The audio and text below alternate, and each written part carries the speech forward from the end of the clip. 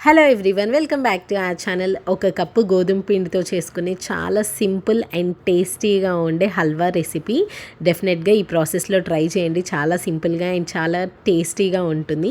First అయితే ఒక కడాయి తీసుకొని దాంట్లోకి జస్ట్ ఒక 1 or 2 స్పూన్స్ నెయ్యి వేసేసుకొని దాంట్లోకి ఇట్లా చిన్నగా కట్ చేసుకున్న బాదంని వేసుకొని ఇట్లా కొంచెం సేపు వేయించుకోవాలి. మనకి ఇది కొంచెం వేగిన తర్వాత దీంట్లోకి జీడిపప్పు ముక్కల్ని కూడా వేసేసుకొని, మనకి జీడిపప్పు చాలా ఫాస్ట్గా వేగిపోతాయి, సో అందుకని లాస్ట్లో వేసుకోవాలి. జస్ట్ ఒక 1 minute అట్లా వేయించుకున్న తర్వాత ఇవి తీసేసి పక్కన పెట్టేసుకోవాలి. జస్ట్ జీడిపప్పు అండ్ బాదం పప్పు మాత్రమే తీసి ఒక ప్లేట్లోకి తీసుకున్నాము. అండ్ సేమ్ అదే కడాయిలోకి కొంచెం నెయ్యి వేసుకోవాలి. ఇక్కడ 3/4 కప్ అంతా నెయ్యి తీసుకున్నాం. మనము ఏ కప్పుతో అయితే గోధుమ పిండి తీసుకుంటామో సేమ్ అదే కప్పుతో నెయ్యి తీసుకున్నాము. 3/4 కప్ అయితే సరిపోతుందన్నమాట. మనకి నెయ్యి కాగేలోపు ఒక గిన్నె తీసుకొని దాంట్లోకి వాటర్ తీసుకుంటున్నాము. ఏ కప్పుతో అయితే మనము గోధుమ పిండి తీసుకున్నామో సేమ్ అదే కప్పుతో 2 cups వాటర్ వేసుకొని మళ్ళీ ఒక 1/4 కప్ వాటర్ వేసేసుకొని బాయిల్ అవ్వటానికి పెట్టేసుకోవాలి. మనకి ఈ వాటర్ బాయిల్ అయ్యేలోపు మనకి ఇక్కడ నెయ్యి అనేది మంచిగా కరిగిపోయింది. అండ్ ఇట్లాగా కాగిన నెయ్యిలోకి మనము 1 cup ఆఫ్ గోధుమ పిండి వేసేసుకొని మంచిగా మిక్స్ చేసేసుకోవాలి. ఉంటలు ఏం లేకుండా ఇట్లాగా చూపిస్తున్నట్టు మంచిగా మిక్స్ చేసుకోవాలి. ఇక్కడ మేము తీసుకుని నాన్ స్టిక్ కడాయి కాబట్టి మనకి అడుగంటుకోకుండా బాగుంటుంది కాబట్టి నాన్ స్టిక్ కడాయి యూస్ చేస్తున్నాము. వీలైతే నాన్ స్టిక్ ప్యాన్ యూస్ చేయడానికి ట్రై చేయండి. అండ్ నాన్ స్టిక్ ప్యాన్స్కి మనకి ఇలాంటి సిలికాన్ స్పాచులా యూస్ చేస్తే మనకి non stick kadais or non stick pans అనేవి మనకి పాడైపోకుండా ఉంటుందన్నమాట. అందుకని సిలికాన్ స్పాచులాసే యూస్ చేయాలి నాన్ స్టిక్ వాడేటప్పుడు. ఒకవేళ ఎవరికైనా కావాలంటే నేను ఈ వీడియో కింద ప్రొడక్ట్ ట్యాగ్ చేస్తాను, ఒకసారి చెక్ చేయండి. మీకు అవసరం అనిపిస్తేనే చూడండి.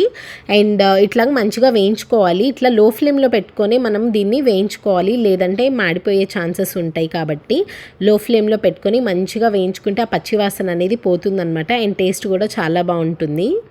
మనకి ఈ గోధుమ పిండి అనేది కొంచెం వేగుతూ ఉన్నప్పుడే మనం దీంట్లోకి కొంచెం యాలకుల పొడి వేసుకుంటున్నాము. మీరు కావాలంటే లాస్ట్లో కూడా వేసుకోవచ్చు, బట్ ఇక్కడైనా యాడ్ చేసుకోవచ్చు అనమాట. జస్ట్ కొంచెం మంచి ఫ్లేవర్ కోసం వేసామంతే. మనకి గోధుమ పిండి మంచిగా వేగిందనమాట నెయ్యిలో. అండ్ ఈ స్టేజ్లో మనం దీంట్లోకి ఒక 2 స్పూన్స్ ఆఫ్ ఉప్మా రవ్వ వేసుకోవాలి. సెమోలినా ఉంటుంది కదా, సో 2 స్పూన్లంతా ఉప్మా రవ్వ వేసేసుకొని మంచిగా మిక్స్ చేసేసుకోవాలి. ఉప్మా రవ్వ వేసిన తర్వాత కూడా లో ఫ్లేమ్లోనే పెట్టుకొని మంచిగా ఫ్రై చేసుకోవాలి. సో దట్ మనకి ఆ పచ్చివాసన అనేది ఏం లేకుండా మనకి మంచిగా ఫ్రై అయిపోతుంది. అండ్ అలానే మాడిపోకుండా కూడా ఉంటుంది. లో ఫ్లేమ్లోనే పెట్టుకొని కొంచెం సేపు మంచిగా వేయించుకోవాలి. ఇక్కడ చూడండి మనకి కొంచెం దగ్గర పడడం స్టార్ట్ అయింది. ఇట్లా మనకి కొంచెం థిక్ అవుతూ ఉంటుందన్నమాట. అండ్ ఇట్లా వేగుతూ ఉన్నప్పుడు మనం మంచిగా మరిగించుకొని పెట్టుకున్న వాటర్ ఏదైతే ఉన్నాయో అవి కొంచెం కొంచెంగా వేసుకుంటూ మిక్స్ చేసేసుకోవాలి.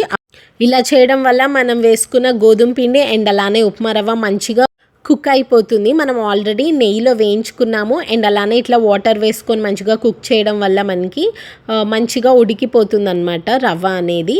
అండ్ ఇట్లా మిక్స్ చేసుకున్న తర్వాత ఇట్లా చూపిస్తున్నట్టు మళ్ళీ కొంచెం కొంచెం వాటర్ యాడ్ చేసుకుంటూ మంచిగా ఉంటలేం లేకుండా మిక్స్ చేస్తూ ఉండాలి. మనము బాయిల్ చేసుకున్న వాటర్ మొత్తం పడతాయి అన్నమాట. సో 1 cup ఆఫ్ గోధుమ పిండికి 2 cups ఆఫ్ వాటర్ అండ్ అలానే ఇంకొక 1/2 cup అంతా వేసాము. ఎందుకంటే ఆల్రెడీ మనము 2 స్పూన్స్ ఆఫ్ ఉప్మా రవ్వ కూడా వేసాం కాబట్టి ఈ మెజర్మెంట్స్ అనేవి పర్ఫెక్ట్గా ఉంటాయి. డెఫినెట్గా ఇట్లా ఒకసారి చెక్ చేయండి. చాలా చాలా సింపుల్గా ఉంటుంది ప్రాసెస్ కూడా, అండ్ చాలా ఈజీగా చేసుకోవచ్చు. డెఫినెట్గా ఒకసారి ఇట్లా ట్రై చేసి చూడండి. అండ్ ఇట్లా మంచిగా మిక్స్ చేసుకుంటూ ఉడికించుకోవాలి.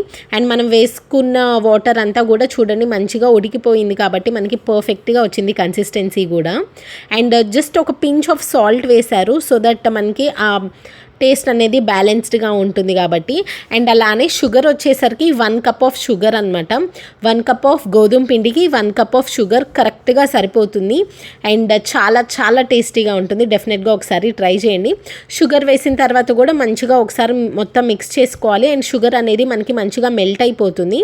ఇట్లా చూడండి మనకి మంచిగా నెయ్యి వేసాం కదా, ఆ నెయ్యి అనేది మంచిగా సపరేట్ అయిపోతుంది దీంట్లో. షుగర్ అనేది మొత్తం మెల్ట్ అయిపోయింది అండ్ అలానే ఈ స్టేజ్లో మనకి నెయ్యి అనేది సపరేట్ అయిపోతుంది. సో మనకి హల్వా అనేది రెడీ అయిపోయిందనమాట. అండ్ ఈ స్టేజ్లో మనము ఇంకా ఫ్రై చేసి పెట్టుకున్న జీడిపప్పు అండ్ అలానే బాదం పప్పు పీసెస్ని వేసేసుకొని మొత్తం ఒకసారి మంచిగా మిక్స్ చేసేసుకోవచ్చు. చూడండి మనకి సపరేట్ అయిపోతుంది అనమాట, నెయ్యి ఈజీగా అర్థమైపోతుంది. సో ఈ స్టేజ్లో మనం ఇంకా సర్వ్ చేసేసుకోవచ్చు. స్టవ్ ఆఫ్ చేసుకొని చాలా చాలా సింపుల్గా ఉంటుంది. అండ్ ట్రస్ట్ మీ, టేస్ట్ అయితే చాలా టేస్టీగా ఉంటుంది. డెఫినెట్గా ఒకసారి ఈ ప్రాసెస్లో ట్రై చేసి చూడండి. I hope you like this video. Thank you so much for watching. Please subscribe.